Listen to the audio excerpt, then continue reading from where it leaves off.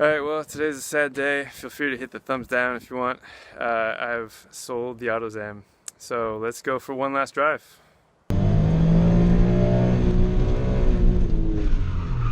Alright, before going on one last ride, I just want to do a walk around and talk about my thoughts and feelings on like 3.5 years of owning and driving an Autozam. It's been amazing, and I actually found out that this is the first one that was legally registered in New Zealand. There was another one on the South Island that he imported it, tried to register it. I don't know what's going on the South Island, but he couldn't do it, so he just ended up parting it out. So this is the first ever registered Autozam in New Zealand, which is crazy. And there's only one other one right now, and it's in Lower Hutt, about a half an hour away.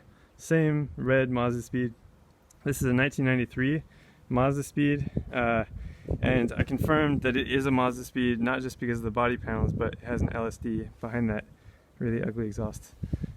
So over the last couple of years, I've raced it, I've gone autocrossing, just did crazy slides. It handles amazingly. Don't let those people on drive tell you otherwise.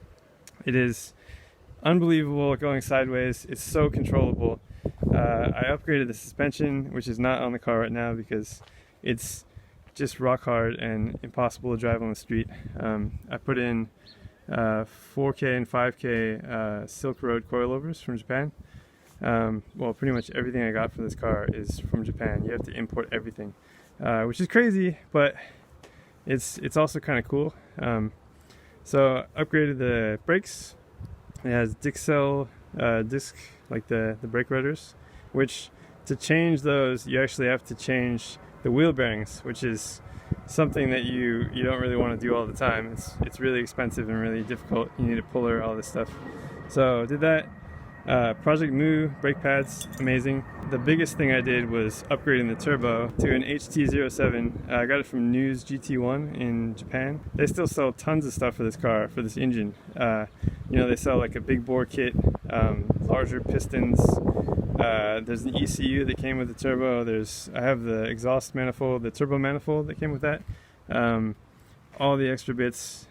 Somehow the car doesn't make 100 and something horsepower like it should, but it's also at stock boost. So I'll show off a little bit of the inside because I've changed it a bit. The handle is down here, which is kind of cool. You just lift it up. And actually there's these panels. Actually, I have one in here.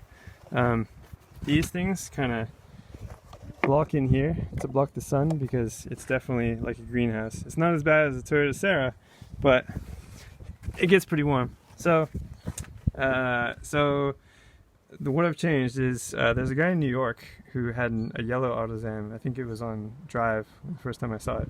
And he took out the center console because it just gives you so much more legroom. Like before, there were all these plastic panels, and the heater controls were actually vertical right here. And so your leg would just get wedged between the steering wheel and this center console thing. So I just took that out. I actually like, well, okay, so this is super rusty and stuff, but I like seeing all the linkages move when you shift. Super cool. And then yeah, more legroom is the best. The guy in New York actually put Lotus Elise seats in here, but I feel like it's not really necessary because, I mean, it gets him a lot lower. Like he basically sits on the floor, but this is on the floor. Like this one at least is bolted to the floor. You can't move it at all. That one has rails, but I don't really see why you would want to scoot the seat any more forward than you are. Like maybe if you're really short, but it's just crazy. It's a really tiny car, but these seats are the best seats I've ever sat in. They're so tight and comfy, and it just makes you feel like a race car. So I'll go to the other side and show you the rest. And everybody seems to get in their cars differently, so this is just how I do it. You basically sit down first, and then move your feet in afterwards and just kind of like scoop them under the steering wheel, because I have a 300mm steering wheel, super tiny.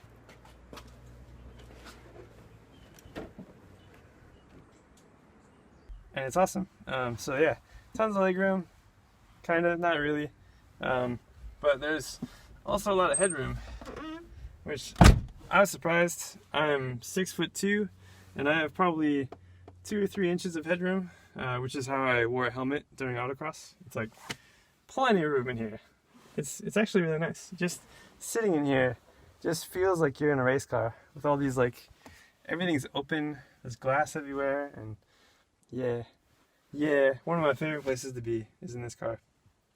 I will miss it. Well, alright, let's take it for a drive.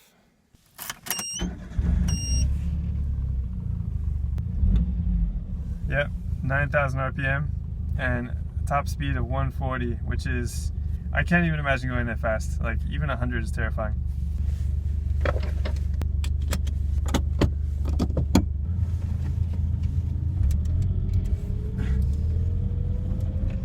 So first off, there's no power steering, which, tight turns are kind of a pain, but it's not too bad once you get rolling. Actually, one of the coolest parts about this car is the steering, because it is so tight. Like, every little minute adjustment that you do with the steering wheel changes it drastically. Like, if you watch that Best Motoring video where the Drift King is just terrified.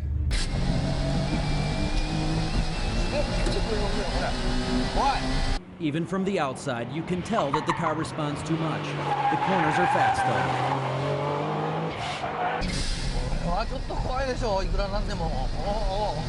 That's kind of what this car is about. That's part of the characteristic of an Autozam.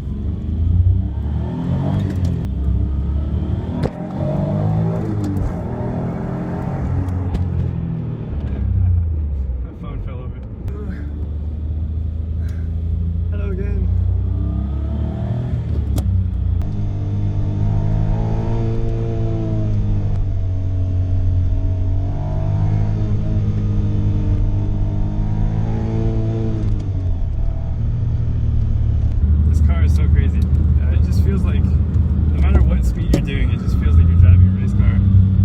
Like a really big street legal go-kart. So if the car is this amazing, why am I selling it? Well, so as soon as I got the car, I took it autocrossing, and all of a sudden my whole goal for the car was just to make it faster. So I ordered the turbo kit, but before I got that installed, I bought the Zero, and all of a sudden I just lost interest in gas engines entirely. Everything had to be electric. Especially in autocross, I never felt like I was in the right gear. There was always turbo lag, and I always had to shift. So I thought, well, this car will be amazing with an electric motor, because you have instant torque all the time. So I figured the only way to keep this car into the future was to convert it to electric. But I just don't have the garage space to do it here. And that's another thing. I also feel bad that the car is sitting outside just kind of rusting away. So I figure I've had tons of fun with the car, so it's time for someone else to enjoy it.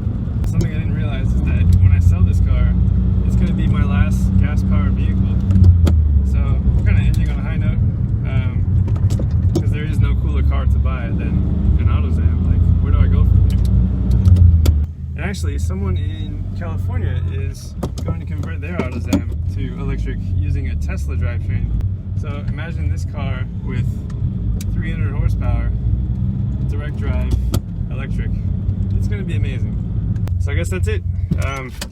Thanks for watching. It's been an awesome couple years. I've had so much fun with this car. I've met so many cool people in the Autozam community.